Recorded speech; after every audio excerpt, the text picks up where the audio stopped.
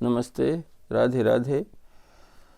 आज हम आपको हमारे इस एकदम नए चैनल अध्यात्म में एक नया वीडियो बनाने जा रहे हैं। इसका हमारा आज का प्रतिपाद्य विषय होगा सत्य और परमार्थ में क्या अंतर होता है। आइए करते हैं शुरू। ये जो सत्य है और ये परमार्थ है, इसमें कर्म करने की कला का, ज्ञान और विज्ञान का थोड़ा फर्क पड़ता है। सत्य एक ऐसी चीज़ है कि एकदम सीधा, सच्चा और सरल तत्व है। इसमें विशेष बुद्धि या विशेष विज्ञान की आवश्यकता नहीं पड़ती।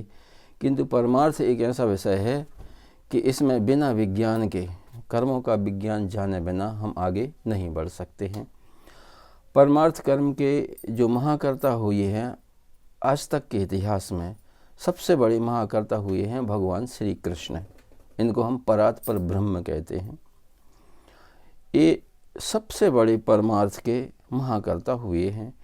इन्होंने अपने जीवन में जितने कर्म किए हैं, सब लौकिक, संवैधानिक, वैदिक और तमाम विधि निषेधों से ऊपर उठ के इन्हें एक ऐसे विज्ञान का अनुपालन किया है कि उस विज्ञान से यदि उन्होंने नेगेटिव कर्म भी किए हैं तब भी परमार्थ की सिद्धि हुई है उन कर्मों से।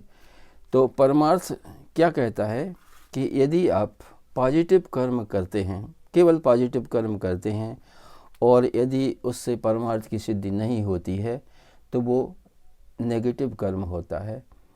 और यदि आप नेगेटिव कर्म करते हैं और यदि उससे व्यवहार में अब प्रभावित होने वाले व्यक्ति यदि ऊर्ध्वगमन कर जाता है तो वह नेगेटिव कर्म आपका पॉजिटिव कर्म है। बस यही ज्ञान हमें समझना पड़ता है। तो भगवान कृष्ण के विषय में हम सभी जानते हैं कि उन्होंने बचपन से ही झूठ बोला, चोरी की, और जब वे बड़े हुए महाभारत जैसे युद्ध में भी उन्होंने जो है ना झूठ बोला, और युधिष्ठिर जैसे सत्यवादी से झूठ बुलवाने की कोशिश की और छल कपट सभी का प्रयोग किया। लेकिन किसी भी प्रयोग से सामने वाले जो प्रभावित व्यक्ति होते हैं उनको कभी भी उससे उनका अधः पतन नहीं हुआ, उनकी परमार्थ सिद्धि ही हुई, उनका ऊर्ध्वगमन ही हुआ है। तो सत्य, हम सत्य के बारे में कहते हैं, सत्यवादी महाराज युधिष्ठिर हुए हैं, वो केवल सत्य का ही पालन करते थे। सत्य तो केवल ज्ञान पर आधारित होता है, और परमार्थ जो होता है वो ज्ञान तो होता ही है, लेकिन ज्ञान का जो विज्ञान है, कर्मों का जो विज्ञान है, विज्ञान पर आधारित होता है। तो युधिष्ठिर हुए हैं, इन्होंने केवल सत्य का पालन किया, लेकिन जीवन में इन्होंने बहुत कष्ट भोगे हैं। जे राजा हरिश्चंद्र हुए हैं, इन्होंने सत्य का पालन किया, लेकिन इन्होंने बहुत कष्ट भोगे हैं। सत्य में क्या होता है कि सत्य में पहले हम अस्तित्व के 3 अस्तित्व समझ लें। हम जैसे मान लो कि ये एक निर्विशेष ब्रह्म है, इसको कहते हैं हम निर्विशेष ब्रह्म। ये तत् संकेतित है, ये इसको हम तत् कहते हैं। और इसके ऊपर की कक्षा है परात्पर ब्रह्म की, इसको हम ओम से जानते हैं। और ये जो है ना, यहाँ पर होता है सत्य की कक्षा, ये सत्य की कक्षा है ये। तो ओम, तत् और सत, तो ये जो परम नियति है, ये तो परम नियति है, ये है परात्पर नियति, और ये है सत पे आधारित। तो ये जो सत्य नियति है ये निर्विशेष ब्रह्म के अधीन होती है, निर्विशेष तत्व के अधीन होती है, तत्व के अधीन होती है ये। और ये जो होता है ना, ये जो है ना परमार्थ जो होता है ये निर्विशेषोत्तर होता है, ये होता है इतर और ये होता है उत्तर, बस इतना अंतर है हमें। तो क्या होता है कभी कभी कि सत्य के पालन में हमें एक कथा का स्मरण आता है। एक महात्मा जी थे, वो हमेशा सत्य बोलते थे, सत्य के सिवाय भी और कुछ भी मिथ्या नहीं बोलते थे। एक बार क्या हुआ, अब साधना कर रहे थे अपने आश्रम में और कुछ कसाई लोग एक गाय का पीछा करते हुए आए और गाय जो है ना आके इनके आश्रम में एक झाड़ी में छिप गई। मुनि महाराज देख रहे थे, तपस्वी जी देख रहे थे। थोड़ी देर बाद वे गाय के हत्यारे लोग आए। उन्होंने पूछा महात्मा जी से कि आप बताइए यहाँ पे गाय आई है। तो अब चूँकि वे तो सत्यवादी थे, असत्य बोलेंगे तो पाप लगेगा, वो यहाँ से जानते थे। और उन्होंने बता दिया कि गाय इधर गई है और उस झाड़ी के पीछे छुपी है। वो लोग पकड़ के ले गए और उस गाय की हत्या कर दी उन लोगों ने। तो इससे क्या हुआ, ऐसे सत्य बोलने से उनको पाप लगा, महापाप लगा उनको ऐसा सत्य बोलने से। एक कथा और महाभारत में आती है कि जंगल में एक जानवर था, वो घायल हो गया था, बुरी तरह से घायल हो गया था, मरणासन्न था और वो किसी भी कारण से अब जो है ना ठीक नहीं हो सकता था, यानी उसको मरना ही था। वो बहुत तड़प रहा था, हाथ पैर फड़फड़ा रहा था। और वहाँ पे एक व्यक्ति आया और उसने देखा कि ये जो है ना बहुत छटपटा रहा है, पीड़ा के मारे करा रहा है, बहुत दुख भोग रहा है। तो उसको दया आ गई, उसने उसके सिर पर एक पत्थर पटक दिया, तो उसकी तत्काल मृत्यु हो गई। अब उसके इस कर्म से उसको पुण्य हो गया। तो ये जो है ना सत्य और परमार्थ में इतना अंतर है कि हमें केवल ये समझना होता है। हरिश्चंद्र ने सत्य का पालन किया। सत्य में क्या होता है कि व्यक्ति का व्यक्तित्व नहीं होता, ये बिल्कुल निर्विशेष ब्रह्म जो है ना इसका कोई व्यक्तित्व नहीं होता। इसी तरह जो सत्यवादी होता है इसका कोई व्यक्तिगत अस्तित्व नहीं होता, इसका कोई व्यक्तित्व नहीं होता। प्रारब्ध परिस्थितियाँ उसे जहाँ ले जाती हैं, जैसी परिस्थिति में ले जाती हैं, वो उसी परिस्थिति में अपने 100% ईमानदारी से कर्म करता है।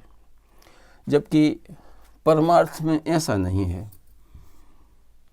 परमार्थ या परमार्थवादी ये सोचता है कि हम परिस्थितियों और प्रारब्ध के अधीन कर्म नहीं करेंगे, हम केवल वही कर्म करेंगे जिससे हम ऊर्ध्वगामी हों और हम जिससे व्यवहार कर रहे हों वह ऊर्ध्वगामी हो।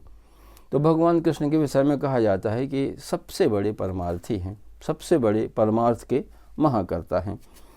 तो इनके लिए बताते हैं कि संदीपनी ऋषि जो थे, शांदीपनी, इनका जो है ना पहले हम नाम समझ लें।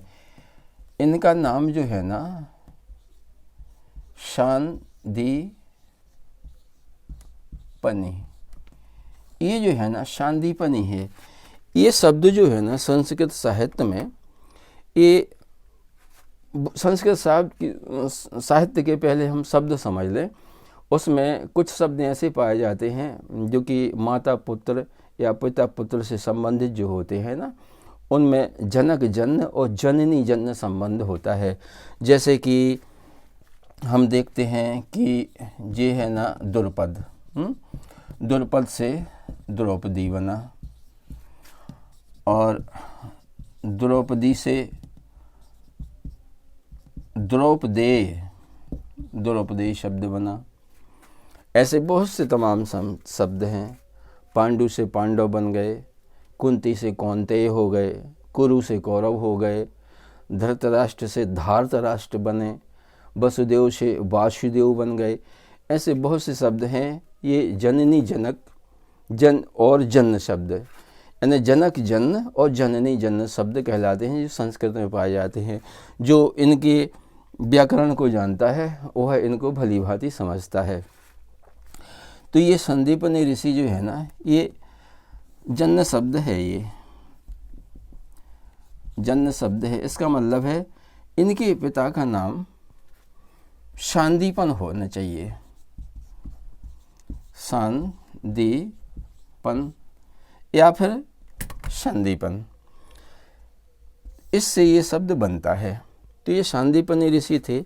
ये इनके बारे में बताया जाता है कि मूलतः काशी के निवासी थे और काशी जो है ना प्राचीन काल से ही सत्यवादियों का गढ़ रही है।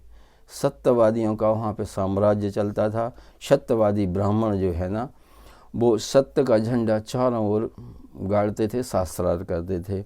लेकिन जब शांदीपनी ऋषि वहाँ पढ़ के जब कुछ बड़े हुए तो वहाँ पे गुरुकुल में योगाभ्यास भी कराया जाता था, तपस्या भी कराई जाती थी। तो इनको जो है ना कुछ अनुभूति हुई, ऐसी अनुभूति हुई कि सत्य से बड़ा कुछ और होता है, उसको कहते हैं परमार्थ। तो इन्होंने अपने अनुभूति को वहाँ पर रखा।